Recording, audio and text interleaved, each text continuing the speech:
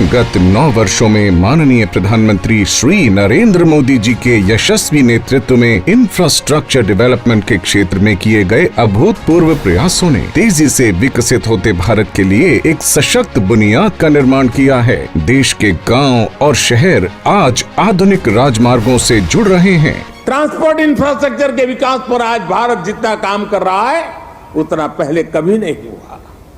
आज एक तरफ देश भर में ग्रामीण सड़कों का निर्माण हो रहा है तो वहीं रिकॉर्ड संख्या में आधुनिक एक्सप्रेसवे बनाए जा रहे हैं। इसी को आगे ले जाते हुए आज करीब 6,400 करोड़ रुपए की लागत से 5 परियोजनाओं का लोकार्पण और शिलान्यास माननीय प्रधानमंत्री जी छत्तीसगढ़ की धरती से कर रहे हैं। आज लोकार्पित होने वाली परियोजनाएं हैं बिलासपुर से पथरापल्ली तक 4 लेन सड़क का निर्माण कार्य। यह रायपुर, अंबिकापुर, वाराणसी तक बेहतर संपर्क प्रदान करेगी। क्षेत्र की कोयला खदानों तक आवाजाही सुगम होगी। प्रमुख धार्मिक स्थल रतनपुर से बेहतर संपर्क का लाभ तीर्थालुओं को होगा। रायपुर से कोडेबाग तक 4 लेन सड़क का निर्माण, इससे छत्तीसगढ़ के दक्षिणी और मध्य भाग तक ओडिशा और आंध्र प्रदेश के साथ बेहतर संपर्क स्थापित होगा। इस क्षेत्र के लौह अयस्क और स्टील प्लांट से तैयार माल के परिवहन में भी तेजी आएगी। साथ ही शिलान्यास होने वाली परियोजनाएं हैं झांकी से सरगी,